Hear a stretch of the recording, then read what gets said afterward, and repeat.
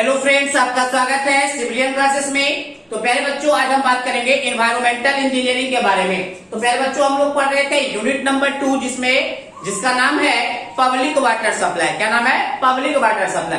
तो public water supply में हम लोग देख रहे थे chemical parameters of source water. तो केमिकल पैरामीटर्स में प्यारे बच्चों हम लोग पीएच वैल्यू देख चुके थे, पीओएच वैल्यू देख चुके थे, हार्डनेस देख चुके थे ना। अब हम देखते हैं कुछ छोटे छोटे केमिकल्स पैरामीटर्स, है ना। तो प्यारे बच्चों, सबसे पहले हम लोग बात करेंगे क्लोराइड कंटेंट के बारे में। दैट मीन्स प्यारे बच्चों, सोर्स वाटर में या हम ड्रिंकिंग वाटर में भी अगर बात करें तो ड्रिंकिंग वाटर में क्लोरीन का मात्रा, दैट मीन्स क्लोराइड का मात्रा 250 मिलीग्राम पर लीटर से कम होना चाहिए। अगर आपके पीने लायक पानी में 250 मिलीग्राम पर लीटर से ज्यादा आपका क्लोरीन का मात्रा है तो आपको दिल का बीमारी या किडनी का प्रॉब्लम हो सकता है। याद रखिएगा प्यारे बच्चों, हमने क्या बोला? हमने बोला प्यारे बच्चों कि अगर आपके पीने लायक पानी में क्लोरीन का मात्रा, दैट मीन्स क्लोराइड का मात्रा 250 मिलीग्राम पर लीटर से ज्यादा है तो आपको किडनी और कार्डियो का मतलब होता है दिल, है ना, हार्ट होता है, तो किडनी और कार्डियो का प्रॉब्लम हो सकता है ना। अब देखिए प्यारे बच्चों, किसी भी पानी में क्लोरीन का मात्रा कितना है वो भी हम टाइट्रेशन प्रोसेस से पता करते हैं। याद रखिएगा, किस प्रोसेस से पता करते हैं? टाइट्रेशन प्रोसेस से पता करते हैं। एक बात और याद रखिएगा प्यारे बच्चों, टाइट्रेशन प्रोसेस में टाइट्रेंट यूज करते हैं, इसीलिए क्लोराइड कंटेंट को पता करने के लिए हम लोग सिल्वर नाइट्रेट टाइट्रेंट का यूज करते हैं। याद रखिएगा प्यारे बच्चों। चलिए हम लोग देखते हैं chloride content. Permissible limit of chloride content in drinking water is less than 250 milligram per litre. हमने क्या बोला प्यारे बच्चों? पीने लायक पानी में क्लोरीन का मात्रा का परमिसिबल लिमिट कितना है? Less than 250 milligram per litre, है ना। Next, if the chloride content in drinking water is exceed, क्या लिखा हमने? Exceed 250 milligram per litre then causes cardio and kidney problem. अगर आपके ड्रिंकिंग वाटर में क्लोरीन का मात्रा 250 मिलीग्राम पर लीटर से ज्यादा है तो कार्डियो एंड किडनी प्रॉब्लम होने के कारण बन सकता है वो, ठीक है ना। नेक्स्ट, अब किसी भी पानी में क्लोरीन का मात्रा कितना है उसको मेजर करने के लिए हम लोग टाइट्रेशन प्रोसेस करते हैं। तो यही बात लिखा हुआ है, chloride content is measured in water bye titration process. किस प्रोसेस से निकालते हैं? टाइट्रेशन प्रोसेस से हम लोग निकालते हैं। In the measurement of chloride content silver nitrate is used as a titrant. याद रखिएगा प्यारे बच्चों, टाइट्रेशन प्रोसेस में टाइट्रेंट का यूज करना पड़ता है। तो टाइट्रेंट जो यूज करते हैं क्लोरीन के अमाउंट को निकालने के लिए वो होता है सिल्वर नाइट्रेट। बहुत इंपॉर्टेंट क्वेश्चन है प्यारे बच्चों, ऑब्जेक्टिव पॉइंट ऑफ व्यू से, है ना। ये आपका ऑब्जेक्टिव पॉइंट ऑफ व्यू से बहुत इंपॉर्टेंट है और ये आपका इंपॉर्टेंट है ना कि परमिसिबल लिमिट कितना होता है। तो आपको क्लियर हो गया होगा क्लोराइड कंटेंट। अगर अब हम बात करें सल्फेट कंटेंट का, किसका बात करेंगे? सल्फेट कंटेंट का बात करें तो सल्फेट कंटेंट क्या है प्यारे बच्चों? इसका भी परमिसिबल लिमिट आपका होता है 250 मिलीग्राम पर लीटर। याद रखिएगा, पीने लायक पानी में सल्फेट का मात्रा भी 250 मिलीग्राम पर लीटर से कम होना चाहिए। अगर आपके पीने लायक पानी में सल्फर का मात्रा 250 मिलीग्राम पर लीटर से ज्यादा है तो लैक्जेटिव इफेक्ट होता है। लैक्जेटिव इफेक्ट अभी सुनने में तो अच्छा लग रहा है बट इसको ठेठ में बोलेंगे तो देखिए क्या है। लैक्जेटिव इफेक्ट का मतलब होता है लूज मोशन, बार बार आपको बाथरूम जाना पड़ जाएगा।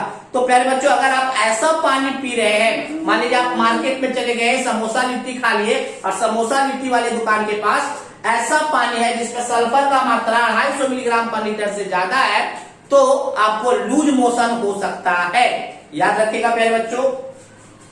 तो यही बात हमने लिखा है सल्फेट कंटेंट में, permissible limit of sulphate content in drinking water is less than 250 milligram per litre. मतलब पीने लायक पानी में सल्फेट कंटेंट का मात्रा 250 मिलीग्राम पर लीटर से कम होना चाहिए।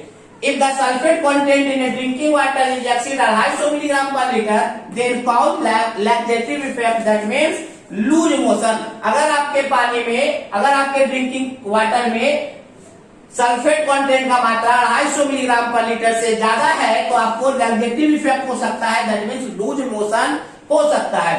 अगर आप बात करें फ्लोराइड कंटेंट का, तीसरा क्या है? Fluoride content. प्यारे बच्चों याद रखिएगा, हम जो वाटर पी रहे हैं उसमें अगर फ्लोरीन का मात्रा होना चाहिए 1 से लेकर 1.5 मिलीग्राम पर लीटर। याद रखिएगा, पीने लायक पानी में फ्लोरीन का मात्रा होना चाहिए 1 से 1.5 मिलीग्राम पर लीटर। तो बात ये उठता है प्यारे बच्चों कि 1 से कम होगा तो क्या होगा और 1.5 से ज्यादा होगा तो क्या होगा।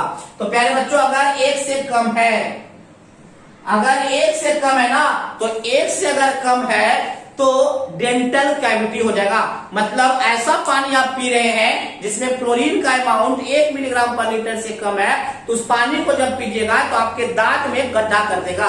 वो आपके दांत को क्या कर देगा, गड्ढा कर देगा, मतलब डेंटल कैविटी बना देगा। अब बात यह उठता है कि 1.5 मिलीग्राम पर लीटर से ज्यादा रहेगा तो क्या होगा।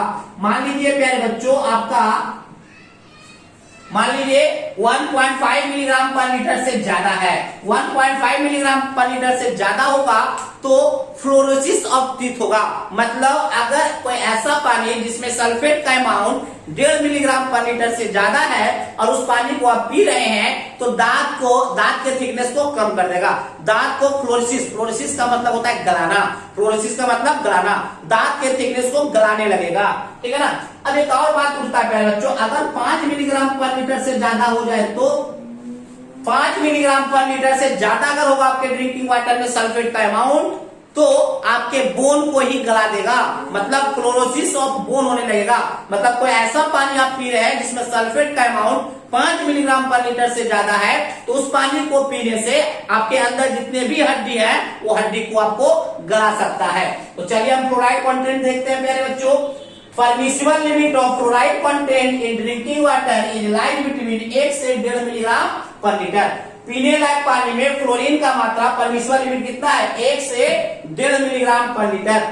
If the fluoride content is less than 1 milligram per litre that causes dental cavity. अगर आपके पीने लायक पानी में फ्लोरीन का मात्रा 1 मिलीग्राम पर लीटर से कम है तो डेंटल कैविटी के कारण बनेंगे, मतलब दांत में गड्ढा हो सकता है। Next, if the fluoride content is greater than 1.5 milligram per litre that causes fluorosis of teeth। अगर आपके पीने लायक पानी में फ्लोरीन का अमाउंट 1.5 मिलीग्राम पर लीटर से ज्यादा है तो आपके दांत को थिकनेस को घटा देगा, that means fluorosis of teeth कर देगा, दांत को गलाने लगेगा। If the fluoride content is greater than 5 milligram per litre that causes fluorosis of teeth। अगर आपके पीने लायक पानी में 5 मिलीग्राम पर लीटर से ज्यादा का फ्लोराइड है तो आपके बोन को ही गलाने लगेगा। तो ये हमारा था chloride content, sulphate content and fluoride content. तो प्यारे बच्चों, पहले आप इसको नोट डाउन कर लीजिए।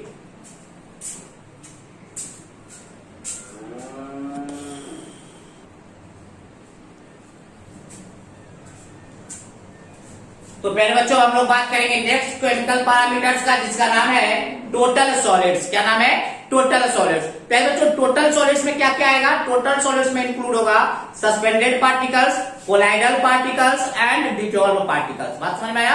अगर हम टोटल सॉलिड्स के बारे में बात करें तो टोटल सॉलिड जो पानी होता है वो सस्पेंडेड पार्टिकल्स होते हैं, कोलाइडल पार्टिकल्स होते हैं एंड डिसॉल्व पार्टिकल्स होते हैं। तो प्यारे बच्चों, कैसे हम पता करेंगे किसी भी पानी में टोटल सॉलिड्स कितना है। तो प्यारे बच्चों, आप लोग सॉइल मैकेनिक्स में पढ़े होंगे oven dry method for determination of water content. वहां पे जो वाटर कंटेंट निकालने के लिए ओवन ड्राई मेथड जो यूज करते थे, सेम प्रोसेस यहाँ पे है टोटल सॉलिड्स निकालने की, है ना। तो देखेंगे प्यारे बच्चों कैसे कैसे करते हैं। इसका मतलब क्या है कि टोटल सॉलिड्स किसी वाटर का निकालने के लिए आपको ओवन का यूज करना होगा। तो चलिए देखते हैं क्या लिखा हमने। Total solids in raw water indicates the amount of suspended particles, colloidal particle and dissolve particle.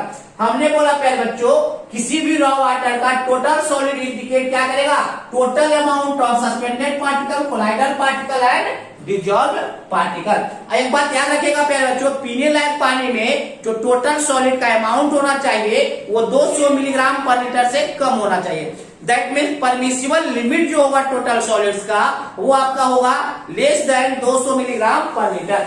तो हमने यही बात लिखा है, permissible limit of total solids in a drinking water is less than 200 milligram per litre.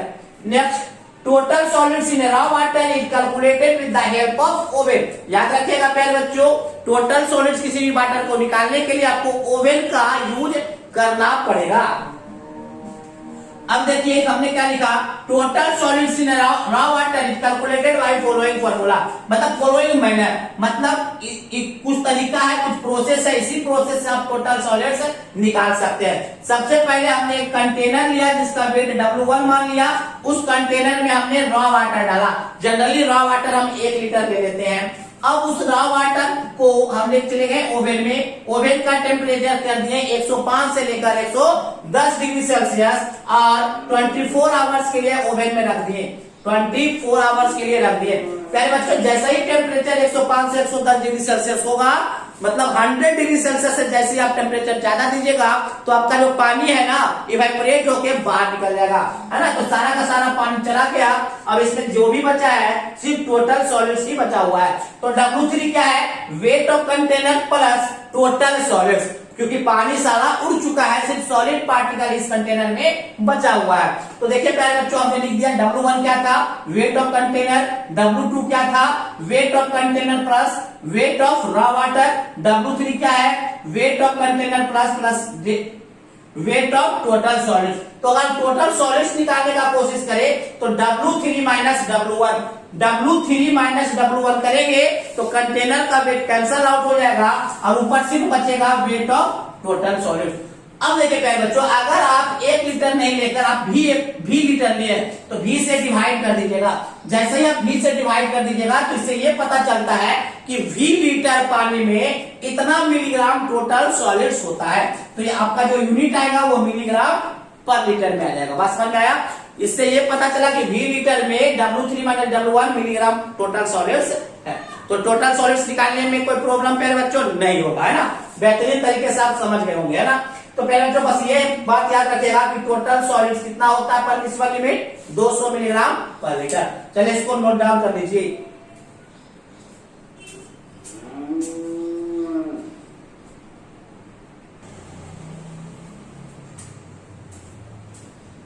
Next chemical parameters हम लोग देखेंगे प्यारे बच्चों, nitrogen content and its compound.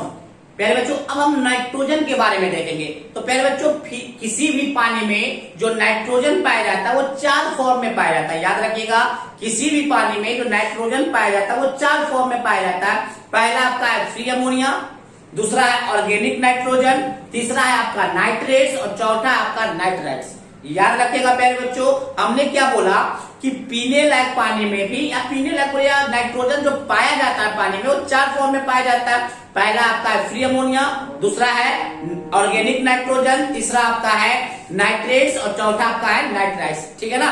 अब देखिए प्यारे बच्चों, सिर्फ परमिसिबल लिमिट आपको याद रखना है कि पीने लायक पानी में फ्री अमोनिया का amount less than 0.15 milligram per litre होना चाहिए। याद रखिएगा प्यारे बच्चों, हमने क्या बोला कि पीने लायक पानी में फ्री अमोनिया का amount less than 0.15 milligram per litre होना चाहिए।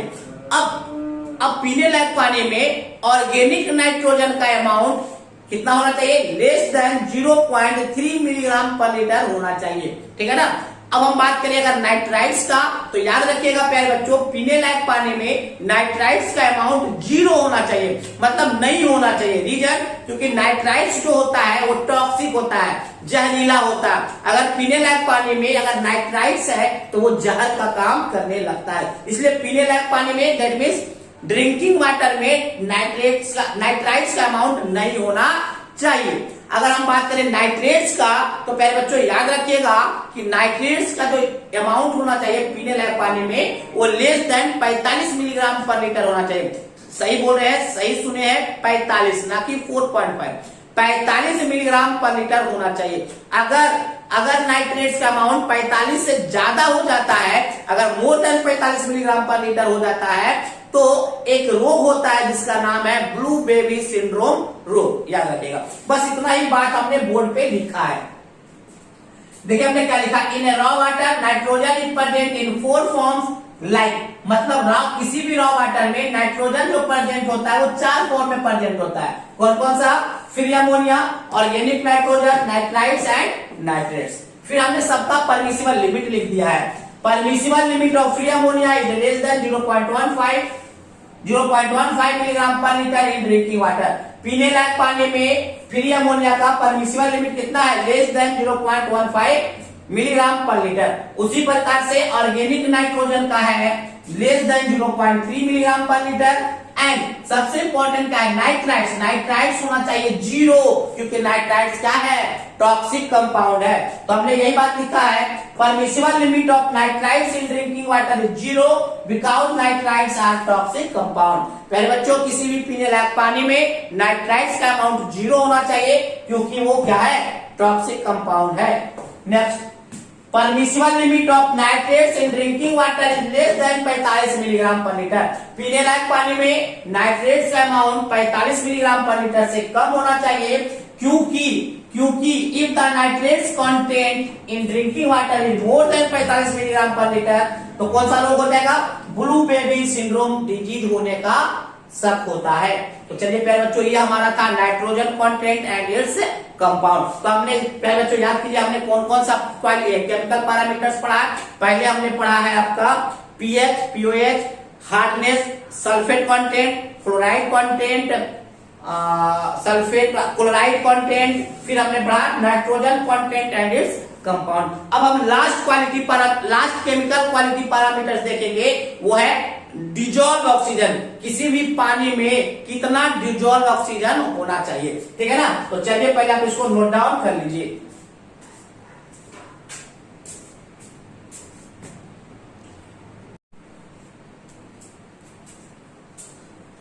तो पहले बच्चों, अब नेक्स्ट केमिकल पैरामीटर्स देखेंगे डिजॉल्व ऑक्सीजन। तो पहले बच्चों याद रखिएगा, जितना ज्यादा पानी में डिजॉल्व ऑक्सीजन होगा उतना ही ज्यादा वो पानी फ्रेश और प्योर होता है। याद रखिएगा प्यारे बच्चों, हमने क्या बोला, पानी में जितना ज्यादा डिजॉल्व ऑक्सीजन होगा उतना ही ज्यादा वह पानी फ्रेश और प्योर होता है। अगर एक बात और ये भी याद रखिएगा कि पीने लायक पानी में डिजॉल्व ऑक्सीजन का अमाउंट 3 से 4 मिलीग्राम पर लीटर होता है। अगर आपके पीने लायक पानी में डिजॉल्व ऑक्सीजन का अमाउंट कम है तो वह गंध देगा और उसका टेस्ट भी अच्छा नहीं होता है और वो सेप्टिक नेचर का हो जाता है। सेप्टिक कहने का मतलब होता है दूषित। नाला का जो पानी होता है ना, उसको बोला जाता है सेप्टिक वाटर। तो ये भी सेप्टिक वाटर की तरह काम करने लगता है। अब ये भी याद रखिएगा पहले बच्चों, किसी भी पानी में कितना डिजॉल्व ऑक्सीजन है ये भी हम टाइट्रेशन प्रोसेस से ही निकालते हैं।